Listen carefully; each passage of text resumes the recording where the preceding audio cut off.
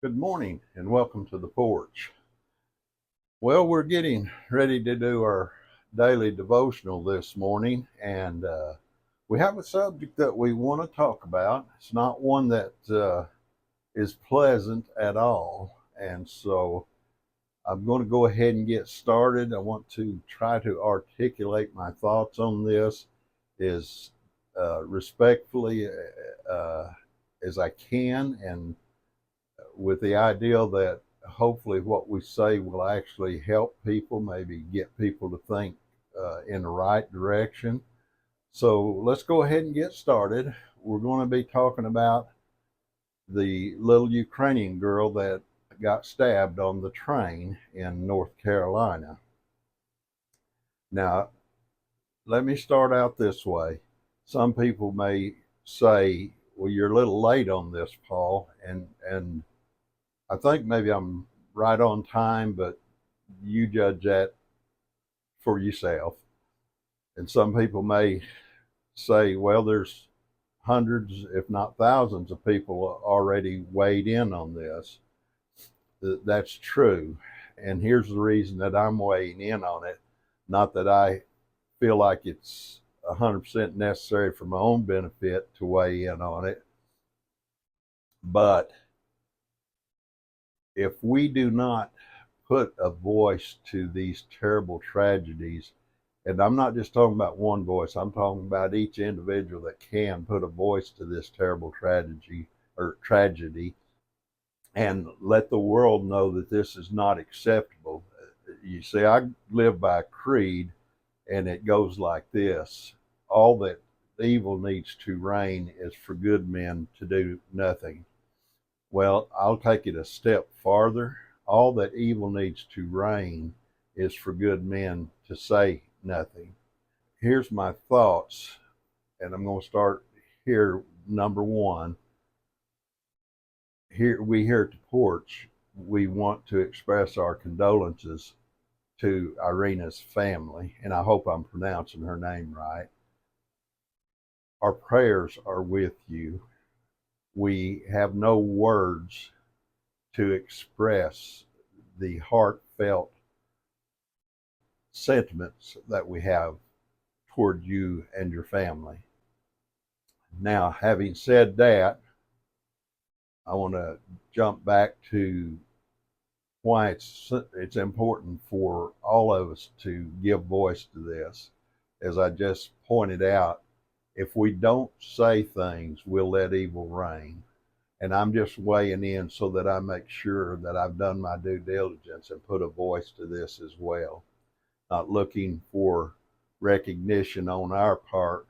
We're looking on recognition that a tragedy has happened here that didn't need to happen. Now, let's talk about this family. First of all, this family has suffered a terrible hurt, a terrible tragedy, an emotional impact that most of us can't even imagine. And this family came from Ukraine to America, I would assume, to escape the dangers in Ukraine. That's sad, isn't it, that they come to America? I'm sad for my country that we didn't provide what this young lady and her family needed. She went to work, got a job. I'm going to think that probably she was putting in helping her family make a living here in the United States. She'd go to her job, work, come home, spend time with the family, building a family, probably planning a future, probably planning on maybe having children one day. And that's the way it's supposed to be, isn't it? But here's the problem. In the equation that I just described to you, how life is supposed to be, there was something added to that equation: a monster. A monster came into that equation one day on that train, and he destroyed that family. He destroyed that future. He destroyed this little girl, innocent little girl. Now, I got 6 granddaughters. When I see this innocent little girl and I think of them, if they would have gotten onto that train, I have two extremely deep emotions. One of them is hurt, sorrow, but the other one is anger. Those are the emotions I feel today as I talk about this. How did that monster get added to this equation that caused so much devastation and hurt? Now it's where you're going to see a little bit of the angry side of me.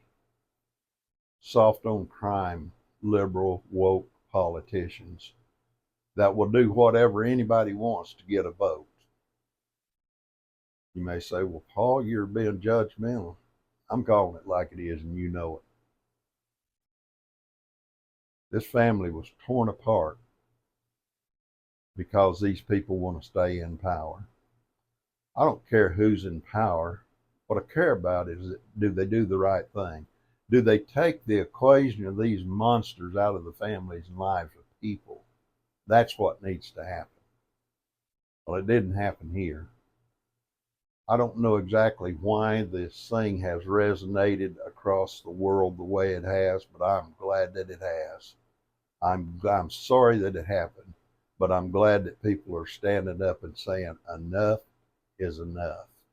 We have to stop this. Now, I know there's some, and I've already heard the comments. I've looked at social media for 2 or 3 weeks now following this, and they made comments like, well, he was mentally ill. Newsflash. Anybody that takes the life of another person for no reason is mentally ill to some degree. What degree, I don't know. They'll be different. But they're all mentally ill. Let me ask you this. Is that a get out of jail free card? If this would have happened to your daughter or your granddaughter, would this be a get out of jail free card for the perpetrator? Wouldn't for me. Not at all. We as Christians are called to walk in peace. We're called to overcome evil with good. I adhere to that. But if evil breaks your front door down, sometimes it's good to stop the evil, isn't it? That's all I'm going to say about that part of it. But let's move on. This guy was arrested 14 times. I think after 14 times, you should figure out that he don't need to be on the street. He needs help. He needs incarcerated either in a mental institution or jail. If he had been in a mental institution or jail, he would not have been added to the equation of this family. And for you politicians that put him out there, I hope you're investigated. I hope this mother gets her lawyer and says, I want accountability for the one that released this monster out into the public that hurt my daughter. My prayers, ma'am, are with you. I pray that you do this. I pray that there's consequences to these people. A lot of this stuff is to get more votes. A lot of this stuff is to play into a certain group of people. Some of it is a Messiah complex. It's a number of different things. But either way it is, the outcome was terrible. I'm not going to spend any more time on this.